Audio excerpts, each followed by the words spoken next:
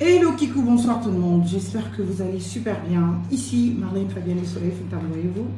On avait déjà nos jolis petits prospectus pour notre campagne, mais ce n'est pas grave. Nous continuons puisque nous sommes toujours en campagne, bien que nous allons rediriger nos sympathisants, nos amis, nos adhérents à la campagne, dans la campagne bien évidemment, vers la campagne, non, dans la campagne de M. Alain-Claude Bélévise.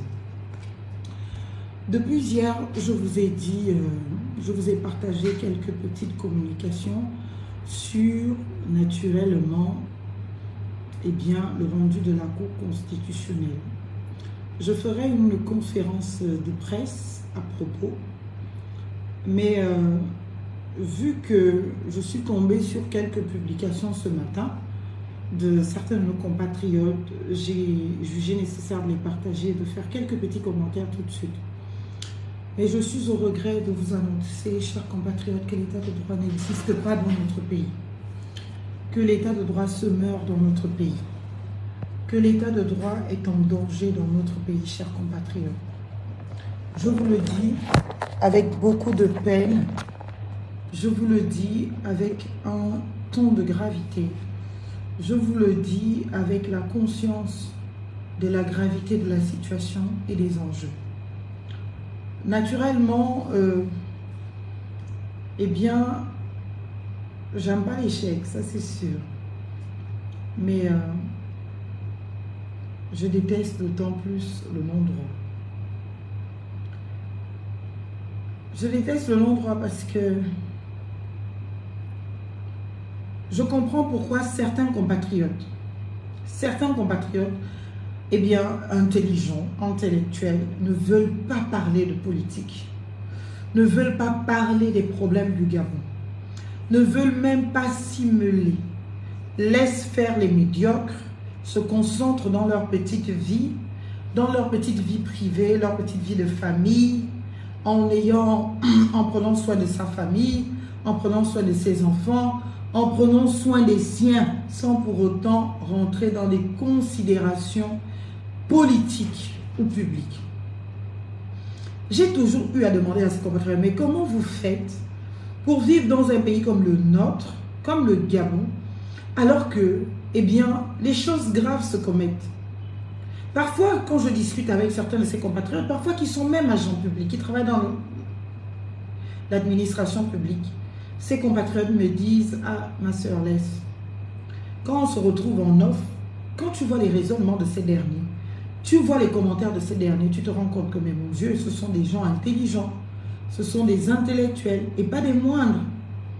Mais, à l'occasion de l'exercice de leur travail, de leur fonction, eh bien, ils laissent leur intelligence dans leur véhicule, et dès qu'ils rentrent dans l'administration publique, ça a disparu depuis longtemps. Comment est-ce possible? Comment pouvons-nous fonctionner comme cela? Comment pouvons-nous ne pas être dans un état de droit? J'ai envoyé la décision de justice à plusieurs de mes amis. Mais tous me reviennent avec la même chose. Mais Marlène, il n'y a pas d'état de droit dans ton pays. Marlène, il n'y a pas de droit au Gabon. C'est pas possible. C'est-à-dire que même un étudiant de première année en droit va comprendre que la décision de la Cour, elle n'est pas de droit. J'ai une décision où on rappelle tous mes moyens infidèlement. Infidèlement, ça veut dire que parfois, ils ont enlevé certaines choses que j'ai pu dire parce qu'ils estimaient que peut-être ça ne les arrangeait pas trop. Donc, ils n'ont pas traduit exactement tout ce que j'ai dit. Et quand ils décident de prendre une décision, ils ne donnent pas de décision sur ce que j'ai dit. Il y a une structure dans toute décision de justice, une structure qui veut qu'il y ait des moyens évoqués, les prétentions. La partie requérante a fait des prétentions sur tel point. Sur le moyen, c'est pour cela d'ailleurs que à chaque fois, il faut revenir sur les moyens. Sur le moyen tiré, par exemple, de la violation de l'article 15, la Cour défend que quand on entend, on peut le faire à la majeure, mineure et tout. Conformément, par exemple, au principe de temps, à l'article temps, il doit, ou on rappelle d'abord l'article, il doit s'interpréter comme ça, il doit se lire comme ça. Donc, le moyen évoqué par la requérante ne peut pas tenir parce que, et donc on fait le dispositif qui conclut. Donc il faut des motivations sur chaque moyen soulevé. Mais là, ils ont fait une accumulation de tous les moyens que j'ai soulevés. Ils ont tiré la conclusion. Et une conclusion qui n'a rien à voir avec les moyens que j'ai soulevés. Je dis rien à voir. Et ce qui m'offense le plus, ce qui m'offense, chers compatriotes, ce n'est pas que la candidature a été rejetée. C'est là où ils se sont essayés de trouver une raison. Ils disent que pour des lois organiques, le contrôle a priori est obligatoire. Et dès lors qu'il y a eu ce contrôle a priori, il n'y a plus possibilité de revenir sur une loi, même injuste. Mais je trouve positif la décision de la Cour. Pourquoi? Parce que la Cour a affirmé qu'au Gabon, l'état de droit n'existait pas.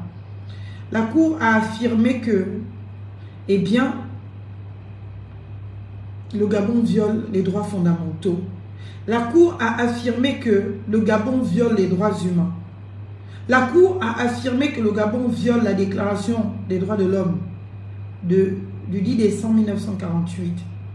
Parce que j'ai saisi la Cour sur la base, sur le fondement de toutes ces dispositions. Et si la Cour n'ose même pas y répondre, n'ose même pas commenter, n'ose même pas argumenter, n'ose même pas, pour vider la prétention, le moyen, évoquer la question. Évoquer.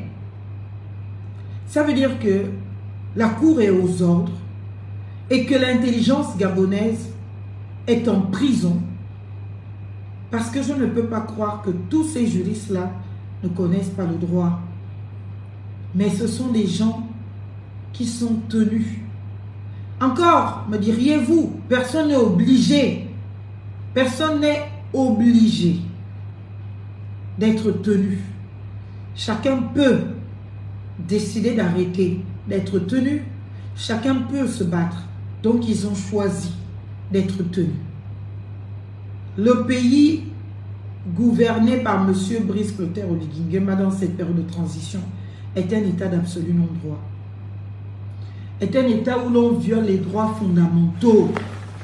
Est un état où le droit ne se dit pas. Et c'est très grave, c'est triste. Nous avons des enfants. Ces enfants vont à l'école. Et puis ils vont venir travailler au Gabon dans des considérations de cette nature. J'ai mal à mon Gabon. J'ai mal. J'ai mal à mon Gabon.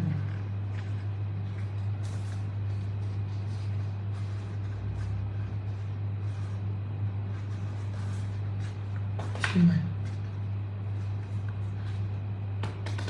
C'est triste. C'est triste. Mais c'est bien. C'est bien pour mon jeune engagement. C'est triste. Parce que vous dire?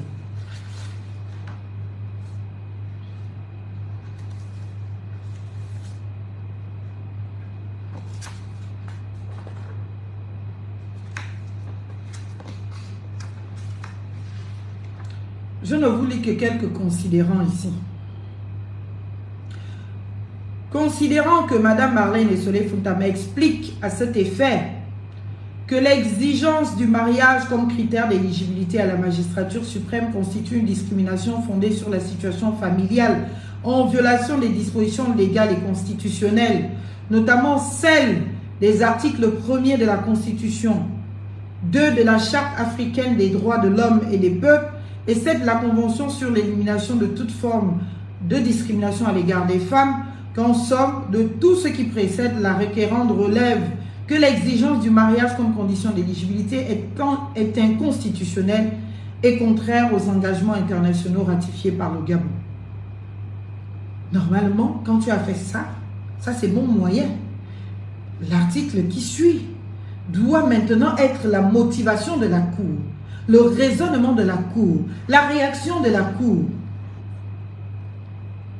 La Cour va rappeler d'abord les principes du droit, les textes, et faire son interprétation, et dire comment on doit comprendre chaque article évoqué.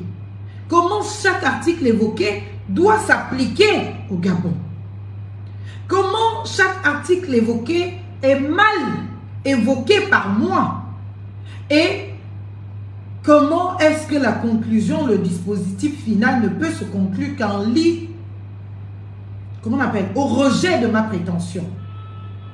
Parce qu'on m'aura démontré que l'article temps prévoit ceci, l'article temps prévoit ceci, mais ce n'est pas dans ce sens qu'il fallait le comprendre. Il fallait le comprendre, c'est-à-dire qu'ils ne répondent même pas à cela. On repart, considérant l'âge minimum de 35 ans, que la requérante fait observer. Ça ne veut pas dire que je n'ai pas donné les actes. J'ai soulevé tous les griefs me concernant et tous les griefs que j'estime de violation aux textes fondamentaux.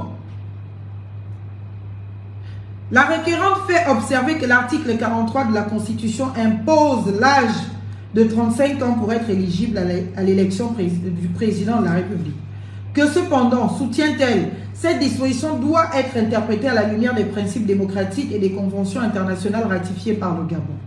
La Cour ne nous dit pas si cette conception de ma part tient en droit ou ne tient pas. La Cour ne me rappelle pas que les conventions en question, puisque j'ai donné dans ma requête ces conventions, oralement en audition, j'ai rappelé ces conventions et les différents articles, même si là, la Cour constitutionnelle n'en fait pas mention. J'ai même précisé l'article 15 de la Constitution, j'ai précisé l'article 1er, j'ai précisé plusieurs articles. La Cour ne me revient même pas dessus. Ils ne font que réciter mes prétentions infidèlement.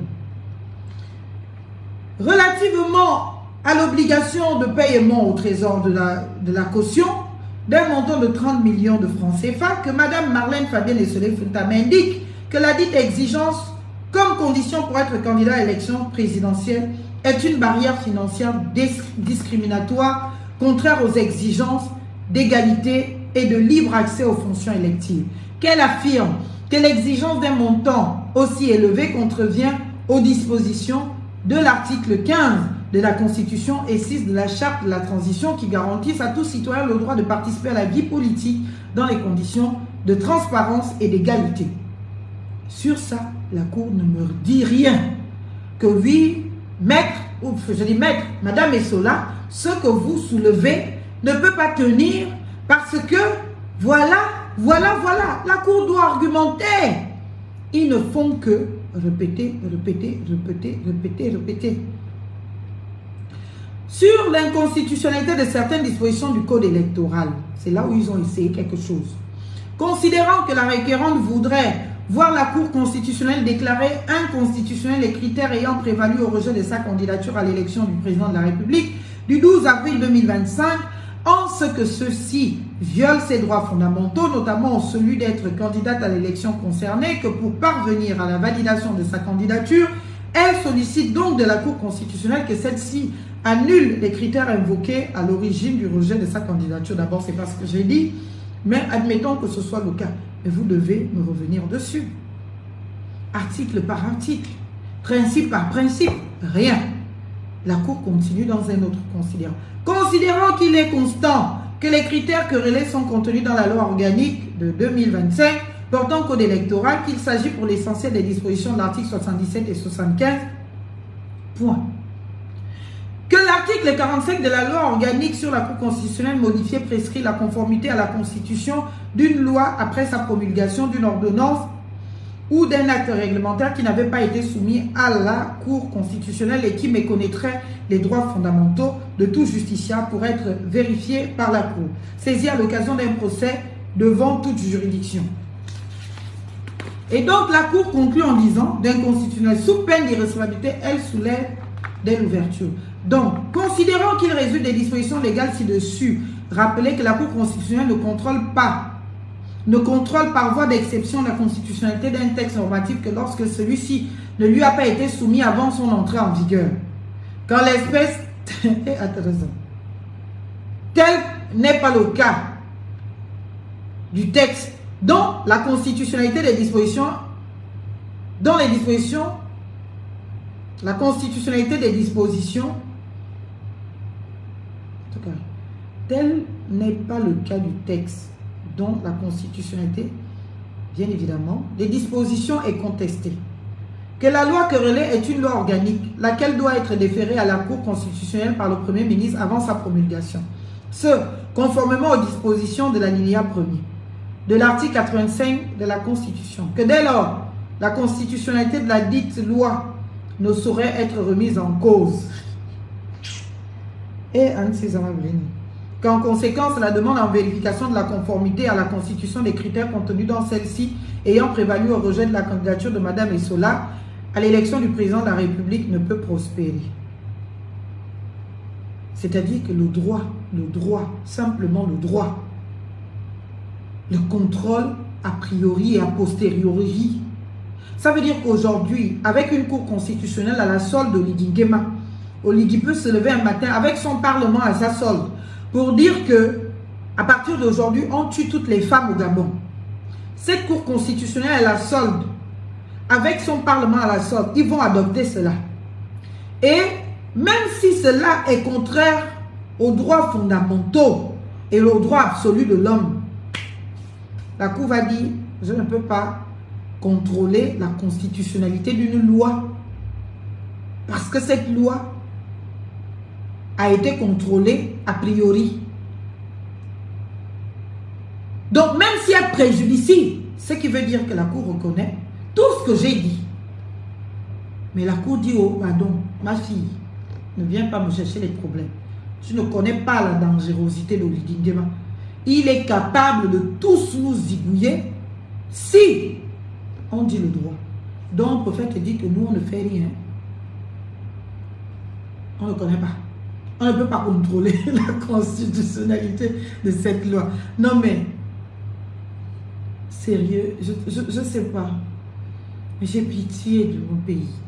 J'ai mal à mon Gabon. J'ai mal. J'ai mal à mon Gabon. Une cour constitutionnelle qui déclare qu'elle ne sert à rien qu'à être la caution état de droit ou démocratie du pouvoir. Elle n'a aucun pouvoir. Si même la Cour constitutionnelle se déjuge, dit je ne peux pas contrôler la constitutionnalité d'une loi qui préjudicie, qui viole les droits, puisque je viens de vous lire la décision, il n'y a pas un seul petit argumentaire quelque part qui va faire que la Cour développe que non, la Cour rappelle que oh, la loi a été prise. Oh. Et moi, avant qu'elle ne soit promulguée, on est venu me voir, j'ai donné mon avis. Donc j'ai dit qu'on promulgue, puisque je ne peux rien dire d'autre que de dire promulguer. Et donc dès que cette loi est promulguée, moi je ne peux plus rien faire. Elle s'applique point à la ligne. Voilà ce qu'est devenu le Gabon. Mon Dieu.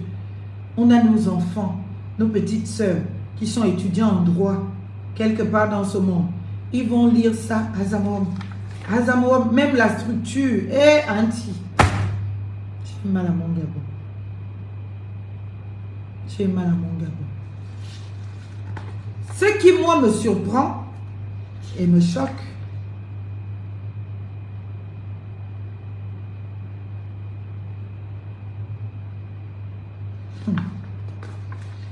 c'est ce qui suit. Ils ont rappelé les dispositions de l'article 179 qui donne toutes les conditions, une déclaration de candidature manuscrite, un extrait d'acte de naissance, tout ça là. Quand on va maintenant lire la conclusion de la Cour, considérant qu'en application des dispositions suisses rappelées, donc article 179, tous les dossiers de candidature comprenant l'ensemble des pièces ci-dessus énumérées, donc toutes les pièces énumérées dans l'article, devaient être déposées du jeudi 27 février 2025 au samedi 8 mars 2025, à 18 h au plus tard au ministère de l'Intérieur, que le défaut d'une seule pièce, au moment de l'examen des dossiers de candidature, emporte rejet d'office de la candidature concernée.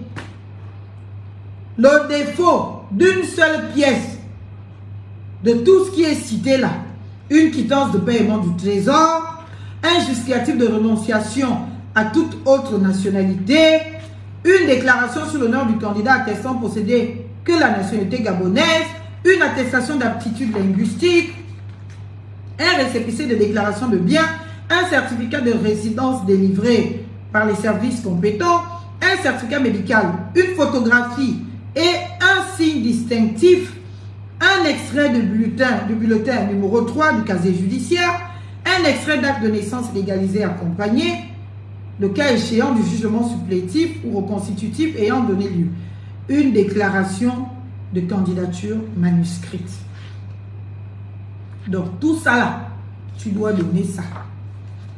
Une seule pièce manque, ta candidature est rejetée. Mais ma question est de savoir comment les 4 autres candidatures ont pu être validées alors que nous tous qui avons saisi la Cour constitutionnelle, nos candidatures ont été rejetées prima facie, enfin, parce qu'on n'avait pas toutes les pièces.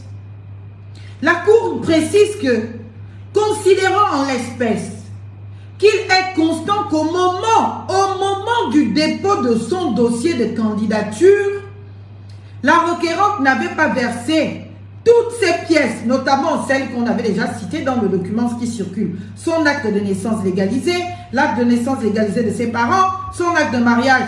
Ce sont les mêmes raisons pour lesquelles les autres n'ont pas été. Mais, chers compatriotes, dites-moi,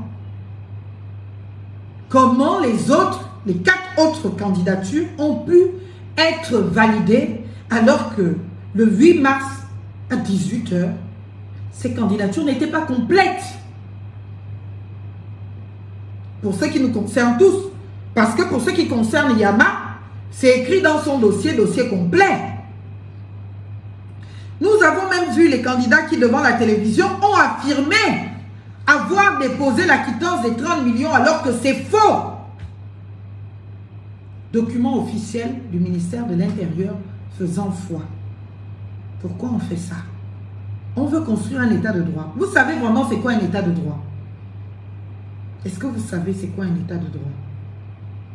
Un état de droit, chers compatriotes. Non. Ce pays, c'est horrible.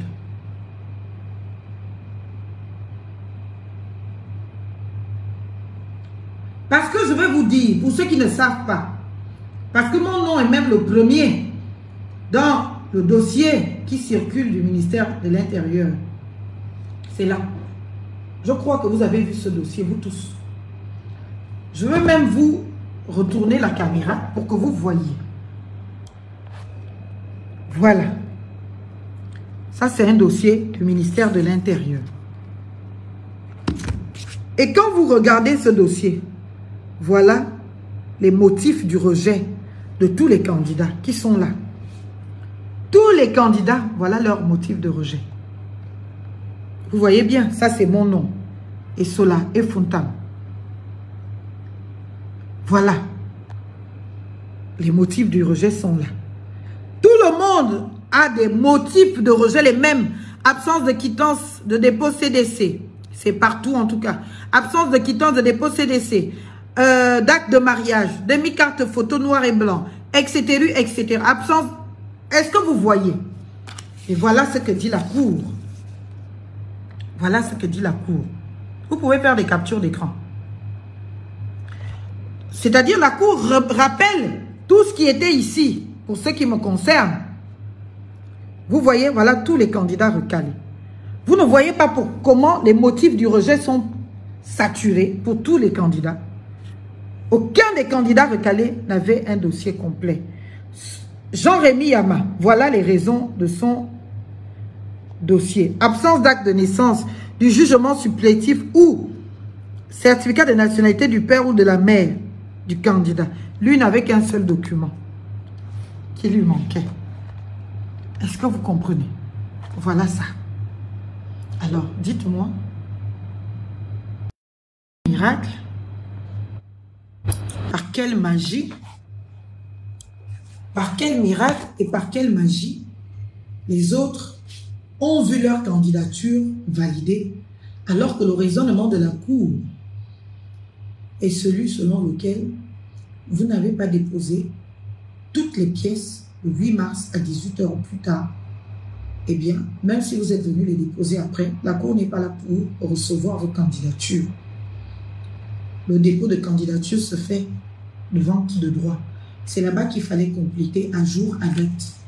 Tous ceux qui ont complété après, la Cour ne peut pas valider leur candidature. Donc, en validation, on conclut ici qu'en conséquence, la requête présentée par Mme Essola en validation de sa candidature à l'élection du président de la République du 12 avril 2025 doit être rejetée. Ok, si c'est leur raisonnement. Ils n'ont pas dit le droit, ils n'ont pas parlé du droit, ils n'ont interprété aucun article, ils n'ont parlé d'aucun principe de droit, ils n'ont mis en confrontation avec des visas solides. Eh bien, toutes les dispositions que j'ai évoquées et soulevées. Mais, comment les 4 autres se sont retrouvés devenir candidature validée alors que nous tous, conformément aux documents officiels du ministère de l'Intérieur, savions, conformément aux interviews de ses propres candidats, même si certains ont menti, savions que la Cour constitutionnelle, savions que la Cour constitutionnelle, et puis qu'ils n'avaient pas rempli les conditions nécessaires. Et donc, la Cour constitutionnelle ne pouvait pas valider leur recours, si on suit l'exemple. Et Madame Marion, ce sont les mêmes raisons qu'on lui a données, comme pour moi. Et miraculeusement, 3 bonhommes sont validés et une bonne dame. Comment? Sur la base de quoi? That is the question. Sur la candidature d'Olivier, ça là même, vraiment, c'est pas là. Considérant qu'elle expose, considérant que par requête susvisée, Mme Marlène Essolé-Fontaine, domiciliée à Libreville, téléphone, assistée de maître élu, avocat au barreau du Gabon, a saisi la Cour constitutionnelle au fin d'invalidation de la candidature de M. Brice Clotaire-Oligui Nguema, considérant qu'elle expose au soutien de sa requête, dans sa qualité de candidate à l'élection présidentielle, du 12 avril et en tant qu'électeur, elle a un intérêt légitime et direct à contester toute candidature qui viole les principes démocratiques et constitutionnels ainsi que les engagements internationaux pris par le Gabon conformément aux dispositions de l'alinéa 3 de l'article machin. Considérant qu'à ce titre, la requérante estime que, s'agissant des délais, 72 heures pour contester une candidature sont largement insuffisantes pour garantir un procès électoral juste et conforme aux principes démocratiques, que de même, elle relève que l'absence d'effet suspensif des recours en contestation de candidature conduit à une situation où un candidat proclamé élu peut exercer ses fonctions malgré une procédure pendante devant la Cour, portant ainsi atteinte à la légitimité du scrutin et à la stabilité institutionnelle. Qu'elle suggère donc à la haute juridiction une révision de ces délais et l'introduction d'un effet suspensif qui garantirait un processus électoral juste et conforme aux principes. Je n'ai pas dit ça comme ça. Au principe, je les ai énoncés. Considérant, s'agissant de la candidature de M. Brice Clotaire-Oligui Nguema, que Mme Marlène Fabienne Essolé-Fontaine fait observer que cette candidature est incompatible aussi bien avec les dispositions constitutionnelles qu'avec celles du statut particulier des militaires. Que de son avis, cette candidature viole les dispositions des articles 10 et 13 de la Constitution et 159 du dit statut, qu'elle ajoute, c'est même pas vrai. On a dit même qu'on était en audition, on a écrit, on a dit 73, 74 et suivant. Bref, qu'elle ajoute que même la mise en disponibilité dont se prévaut ce dernier est faite au mépris de ce statut. Ce d'autant que M. Brice Clotaire-Oligui Nguema, étant arrivé au pouvoir par coup d'État, ne peut se prévaloir de son statut, de son indépendance et de sa neutralité vis-à-vis de l'armée. Considérant que Madame, en tout cas, j'ai dit bien plus que ça, Considérant que Mme Marlène Fabienne Esselé-Fout a poursuivi en relevant que la candidature de M. Brice Clotaire Oligui Nguema carrément contrarié la Charte africaine de la démocratie, des élections et de la gouvernance en ses articles 23 et 25, alinéa 4, qui prescrivent que les changements anticonstitutionnels de gouvernement doivent être prescrits et que les auteurs de ces actes doivent être exclus de tout processus électoral subséquent. Considérant par ailleurs que la requérante fait remarquer que depuis la prise du pouvoir par M. Brice Clotaire Oligui Nguema, on observe des entraves à la liberté d'expression, d'association et de participation politique qui contreviennent aux dispositions du pacte international relatif aux droits civils et politiques ratifié par le Gabon. Considérant enfin que Mme Marlène Fabienne Esselé-Fout fustige le non-respect des engagements de M. Brice Clotaire Oligui Nguema avait lui-même le non-respect des engagements que M. Brice Clotaire Oligui Nguema avait lui-même pris lors de son accession au pouvoir, notamment celui d'une transition démocratique respectueuse des principes de bonne gouvernance et de l'alternance politique. Je n'ai pas parlé d'alternance politique, mais bon. Considérant que l'article 87 de la loi organique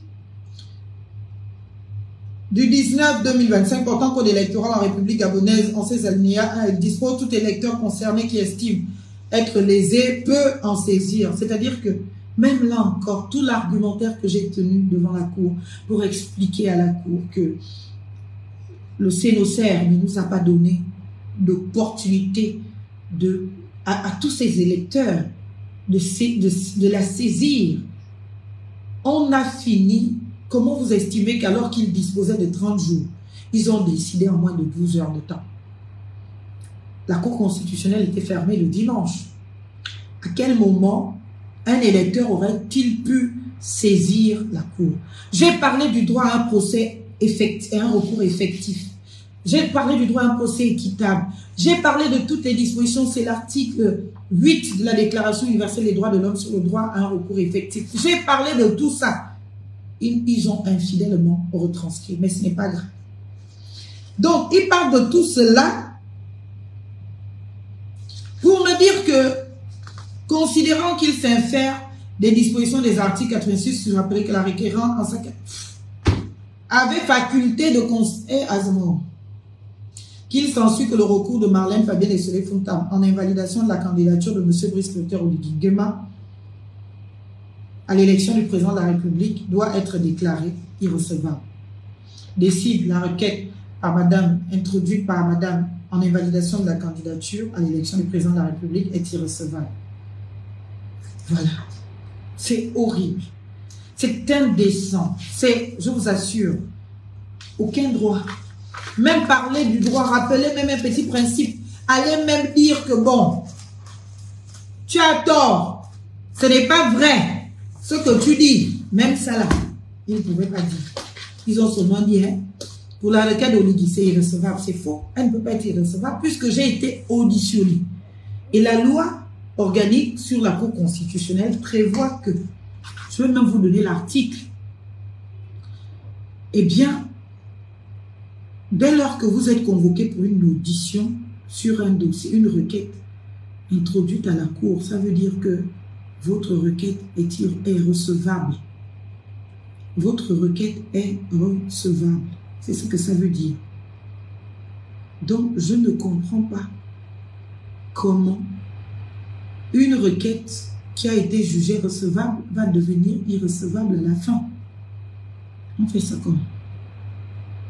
Dites-le moi. On fait ça comment? On explique ça comment? On le justifie comment? La requête était recevable puisque j'ai été auditionnée. Mais la décision de la Cour dit que la requête est irrecevable. Sinon, je n'allais pas être auditionnée si elle était irrecevable. Est-ce que vous comprenez ce que je dis?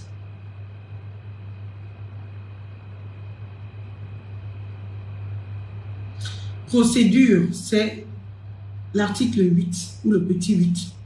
Procédure et traitement de la saisine recevable. Décrire le traitement d'une requête recevable jusqu'à la délibération par la formation de jugement, en indiquant les possibilités pour le requérant de participer à la procédure. Après l'enregistrement de la requête au greffe, le président de la Cour désigne un rapporteur parmi les juges constitutionnels qui instruit le dossier. Il entend les parties, ce qui a été fait dans mon cas. Il entend les parties et toute personne dont l'audition lui paraît nécessaire. Il sollicite des avis écrits et diligente des enquêtes.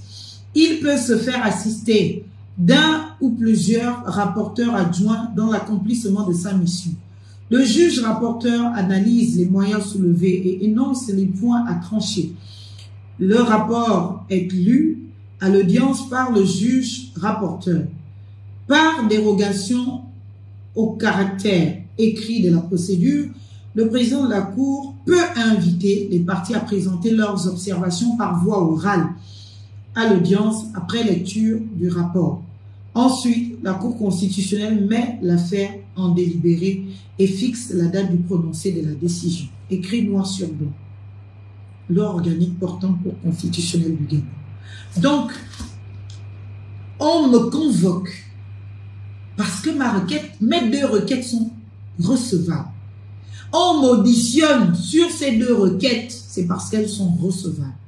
Mais je suis choquée et surprise de lire que dans leur décision portant invalidation de la candidature de Brice Clotaire Oligui-Nguema, qu'ils aillent conclure à l'irrecevabilité de ma requête puisque j'ai été auditionné. Alors que les auditions ne sont ouvertes que pour les personnes dont les requêtes sont recevables. Ce mécanisme participe bien évidemment du traitement de requêtes recevables. Et donc, il fallait peut-être rejeter la requête, mais dire qu'elle est irrecevable. L'irrecevabilité se constate avant tout déroulement tendant à l'audition, aux enquêtes, aux interrogatoires, aux auditions, je veux dire. Voyez-vous, qu'est-ce que je conclus? Je conclus que nos chers juges constitutionnels sont aux ordres, sont terrorisés, ont peur, mais comme ce sont des adultes, je ne vais pas les plaindre. Non, je ne vais pas les plaindre. Je ne vais pas faire, oh les pauvres, ils sont tenus par Oligui. Non. Ils sont adultes, ils ont accepté d'aller servir le non-droit et le mal. Ils ont accepté de se soumettre, mais ils m'ont rendu service. Parce que quand je viens de vous faire les lectures de ces 2 décisions, vous comprenez quoi? Vous comprenez qu'ils ont dit, oh pardon maman, on dit ce qui va arranger celui qui est au bord de mer. Le droit avec toi ne va pas parler. On ne va pas faire de débat avec toi. Parce que j'étais là. J'ai parlé, tous m'écoutaient. Avec attention et parfois même avec admiration. Je n'ai pas oublié un petit pan. Tout ce que je vous dis dans les lives sur Facebook là, j'ai détaillé ça avec beaucoup de circonspection. J'ai détaillé ça avec beaucoup de respect, mettant les formes recevables à la Cour. J'ai fait mon job. Et je crois que tous étaient en admiration. Au fond, tu lisais dans leur regard que qui est Azane, l'enfant la connaît. C'était un brin de fierté dans les regards de ces gens. C'est-à-dire que même si certains me voyaient un peu bizarre à l'arrivée, mais quand je me suis assise et que j'ai commencé à parler, à m'adresser à tous ces juges, j'ai senti, vous savez, c'est des trucs que vous sentez. Les gars se disent, mais qu'est-ce qu'on fait là, mon Dieu? Qu'est-ce qu'on est en train de foutre à notre pays? Qu'est-ce qu'on peut faire comme ça? Mais ces enfants, c'est nous qui devons les accompagner. C'est nous qui devons les encourager. Nous devons leur donner les raisons d'y croire. Il n'y a pas plus grande victoire que, après un déploiement juridique, on ait une réponse juridique. Moi encore, j'ai un peu le cardio. Mais vous imaginez une jeune Gabonaise qui a brillamment fait ses études, qui se lance et puis qui va vivre de telles choses. Mais tu es détruit dans ton âme intérieure. Tu te dis non, ça ne vaut pas la peine. Le Gabon, c'est un pays de merde. Il n'y a pas d'état de droit. On a des juges là avec des gros costumes et tout. C'est joli, c'est beau, mais ils ne servent à rien. Ça ne vaut rien intellectuellement, ça ne vaut rien juridiquement. Parce que comment on peut prendre une décision comme ça sans parler du droit? Comment on fait ça? Ça me fait réaliser ce dans quoi nous sommes en fait. C'est grave. Et si la haute cour, la haute juridiction à ce niveau de responsabilité vous dit que elle ne peut pas contrôler la constitutionnalité d'une loi. Est-ce que vous comprenez ça? Que la loi là viole tous nos droits. Que la loi demande de tuer les gens sans raison. La Cour constitutionnelle ne peut pas contrôler ça. Ce n'est pas dans ses compétences. Il ne nous reste plus que quoi? Que les instances internationales, il ne nous reste que quoi? Porter plainte au Gabon devant ces instances internationales. J'ai mal à mon Gabon. Mais nous n'allons pas abandonner. Nous allons nous battre. Parce que ce pays, c'est le nôtre. C'est notre pays, je vous assure, c'est notre pays, c'est notre Gabon. Et nous l'aimons, nous le chérissons. C'est notre pays, c'est notre Gabon. Et nous n'allons pas abandonner. Quoi que cela nous en coûte, quoi que cela nous coûte, on va se battre jusqu'à la fin. Parce que les futures générations ne doivent pas vivre ce que nous on vit. Les futures générations ne doivent pas être face. Mon fils, je ne veux pas qu'il soit confronté à de telles décisions de justice qui peut faire sombrer quand on connaît une autre réalité. Un dégoût, un désamour profond. Non, non, non, ça c'est vos choses de barbare là, pardon. Je ne peux pas. C'est triste et ça fait mal. Oui, ça fait mal de se rendre compte dans quoi on est. Il n'y a pas d'état de droit. Il faut le construire et le consolider. C'est dommage que le Gabon ait manqué l'opportunité de laisser l'un de ses enfants le rétablir dans son honneur. Parce que si les juges de la Cour constitutionnelle m'avaient écouté et répondu en droit, c'est le Gabon qui en serait sorti vainqueur. C'est même votre Oligui là qui en serait sorti vainqueur. Parce qu'on aurait dit que, ah tiens, c'est un démocrate. Ah tiens, il n'a pas la même mise. Mais ce que la Cour vient de faire, c'est que même demain, si Oligui perd, parce qu'il va perdre, la Cour constitutionnelle va dire qu'il a gagné. La Cour constitutionnelle ne pourra rien dire d'autre que cela. Et je pense que ma candidature a été rejetée parce que j'ai osé demander l'invalidation de la candidature d'Oligui. Si je ne l'avais pas fait, ils auraient quand même validé ma candidature illégalement. Ils l'auraient quand même fait.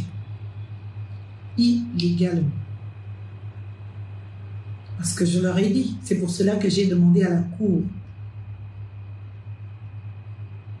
l'abrogation des lois qui étaient violées. Parce que même si la Cour me donnait raison et validait ma candidature, sans l'abrogation de ces lois, sans l'abrogation de ces dispositions, je n'aurais pas accepté. Parce que ça aurait été toujours une violation du droit et de l'ordre public. Je ne peux pas me battre pour l'état de droit et accepter qu'on viole le droit et l'état de droit à mon avantage, à ce niveau de responsabilité. C'est une élection de président de la République. Et je le soupçonnais. Et je l'avais dit même avec d'autres compatriotes que vous allez voir cette cour, elle va valider certaines candidatures, même qui ne remplissent pas les conditions pour caution, démocratie, république et consorts. Et c'est ce qui s'est passé. Parce que la Cour n'a pas dit le droit. La Cour a menti. La Cour a violé tout ce qui est possible. La Cour n'a même pas parlé de droit. Il n'y a même pas un petit raisonnement de droit. La Cour ne sait pas que la loi s'applique avec le droit au travers de ses principes et grands principes. La Cour vient vous dire la loi c'est la loi, point barre. Et une loi dès qu'elle est votée, c'est fini, la Cour ne peut pas en contrôler la constitutionnalité. Est-ce que vous vous rendez compte de la gravité de l'histoire? Est-ce que, en fait, c'est même pas une colère, mais j'ai une profonde tristesse de découvrir mon pays aussi bas. J'ai une profonde tristesse de découvrir les miens aussi bas. Je parle des miens, oui. Parce que tous ceux qui sont à la Cour constitutionnelle, là, le Gabon est petit, on se connaît tous, ce sont les parents, c'est la famille. C'est des anciens profs, pour certains. Mais de les découvrir comme ça. Ils ont fait l'école pour quoi? Ils enseignent quoi à nos enfants? Quoi, chers compatriotes?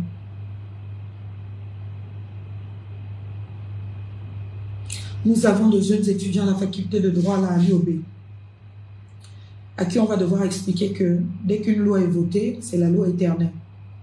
Et seulement les politiques peuvent décider. Je ne sais même plus, puisque si la Cour ne peut pas contrôler la constitutionnalité d'une loi, qui peut maintenant le faire?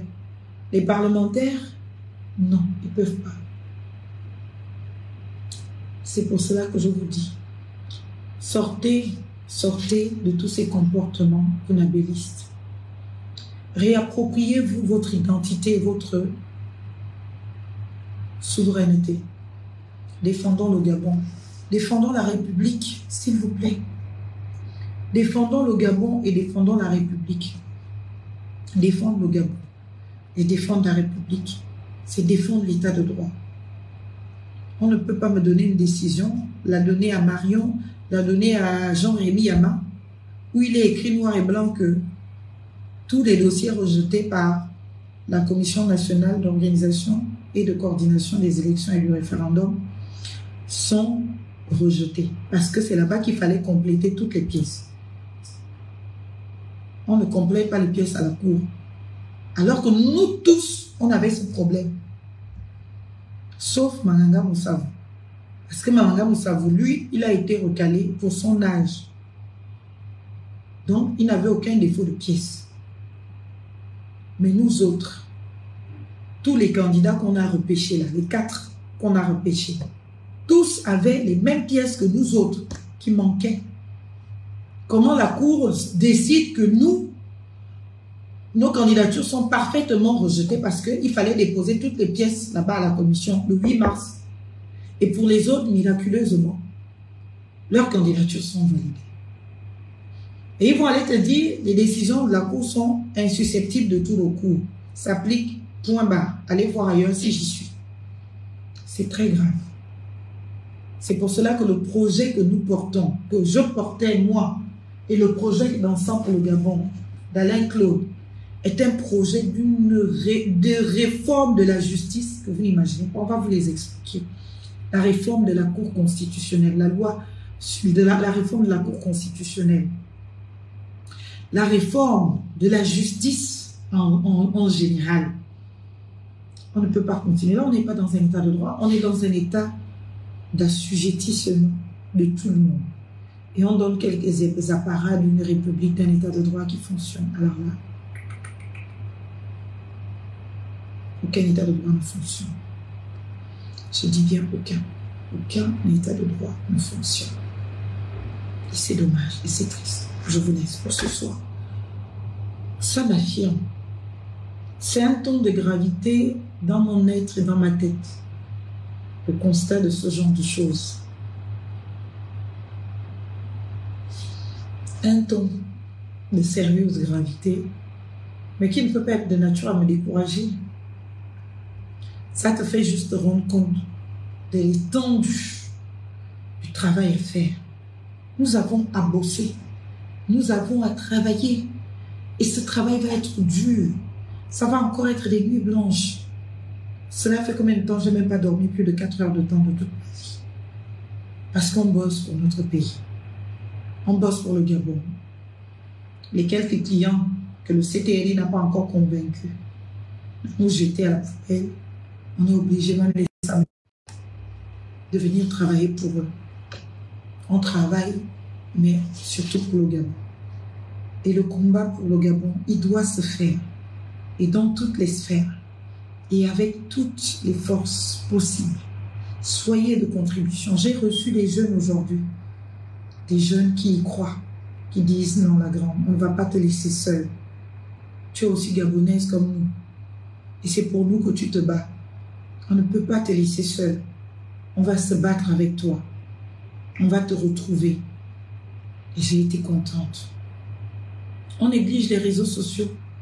Certains me disent la juriste de TikTok ou la présidente des réseaux sociaux. C'est bien si ça peut vous amuser. Ce n'est pas grave, je ne le prends pas en considération et ça ne me fait pas me porter mal. Mais c'est dans ces réseaux sociaux que l'on a constitué notre magnifique team La République C'est nous. C'est dans ces réseaux sociaux que je me suis constitué un portefeuille client à mon cabinet. Quand j'ai ouvert ces cabinets, je n'ai jamais fait une conférence de presse ou une déclaration d'ouverture de cabinet. Ma petite présence sur les réseaux sociaux, c'est elle qui m'amène les clients au cabinet. Est-ce que vous comprenez? Ma petite présence sur les réseaux sociaux, c'est elle qui constitue mon portefeuille client. Et donc, ce sont les réseaux sociaux qui me font vivre, qui me font gagner en honneur, qui me font gagner en dignité, qui me font asseoir politiquement. Et aujourd'hui, même dans les coins les plus reculés du Gabon, dès qu'on arrive quelque part, j'entends ce mot dans la foule, La République C'est nous. On a des compatriotes qui nous suivent sur toute l'étendue du territoire et qui nous rejoignent et qui sont fiers du travail que nous abattons chaque jour. Et nous allons le continuer. Je l'ai dit, la mort ne m'arrêtera pas parce que même après ma mort, mes vidéos, mes écrits resteront. La prison, encore moins. Je suis prête pour le Gabon. Je suis prête à me battre. Vraiment désolée, chers parents. Je sais que cela dérange beaucoup de mes parents qui auraient voulu que leur fille soit comme toutes les femmes gabonaises. Tu es intelligente, tu es connue, tu es populaire, tu es brillante, tu as un parcours, mais va travailler avec le pouvoir, prends ton poste et puis casse-toi et tu nourris les autres avec. À vous tous qui êtes dans ce raisonnement, pardonnez-moi. Je sais que personne ne veut que son enfant soit le sacrifié de la République. Parce que vous tous, vous aimeriez aussi avoir des grandes voitures, avoir ceci, cela, par mois. Mais il va bien falloir qu'il y en ait au moins quelques-uns qui se sacrifient pour tout le monde, pour tout le Gabon. Il en faudra. Et aujourd'hui, je ne suis plus seule. Nous sommes de plus en plus nombreux. Et je vous remercie, chers compatriotes, pour cet engagement à nos côtés. Parce que oui, si c'était un engagement pour chercher sa petite place au soleil, comme je l'entends dans la bouche de certains, j'aurais fait simple. La place, elle m'a été proposée. Je l'aurais acceptée par le CTRI. Je serais déjà là, votre ministre ou votre je ne sais pas quoi, en train de vous nourrir, vous entretenir avec l'argent du contribuable qui doit être équitablement distribué aux Gabonais au travers des politiques publiques sérieuses qui ne les conditionnent pas à des sujets. J'aurais pu le faire. Mais pardon. Pour peu que cette petite flamme soit encore allumée en moi, ne m'éteignez pas. Ne m'enfoncez pas. Nous allons connaître la dure, la famine, la faim. On se débrouille. Les difficultés existentielles, on va se battre.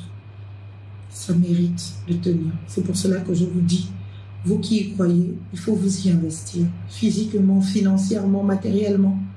On a besoin de tout le monde. À mon cabinet, je reçois ici beaucoup de jeunes qui viennent me voir. Même si c'est de l'eau. Vous dites, ah maître, le travail que vous abattez pour nous tous, c'est bien. On vous amène quelques bouteilles d'eau. Ça me permet au moins, parce que quand les gens viennent te voir, il faut au moins leur donner de l'eau. Ça aide le combat. Parce que tu ne peux pas déjà être à t'investir pleinement, physiquement, et à devoir t'investir aussi. Financièrement, c'est lourd. Heureusement que les miens de la République, c'est nous, comprennent. Et tous se prennent en charge. Je n'entretiens personne à la République, c'est nous. Tous payent leur taxi. Tous payent leur taxi. Je le dis bien, tous payent leur taxi. La seule chose que je peux faire quand je peux offrir un petit truc à grignoter. Alors que ces gens-là travaillent. Ils viennent le matin, parfois dans le soir, ils travaillent pour notre pays. Chers compatriotes, soyons conscients des enjeux. Ce n'est pas un jeu. Ce n'est pas une histoire de « Oh, j'aime tel, je n'aime pas tel ». C'est une histoire de sauver notre pays. Monsieur Brice Oligui-Nguema, malgré toute sa bonne volonté, même si sa candidature était légale, il ne peut pas être l'alternative parce qu'il n'a pas les outils pour, il n'a pas les mécanismes. C'est un enfant du système et qui ne réfléchit que par le système. Et il se sent absolument redevable à ce système et donc il veut le sauvegarder à tout prix. Chers miens, chers compatriotes, je vous en supplie. Je vous en supplie. Vous voyez, je n'ai même pas la force de me battre.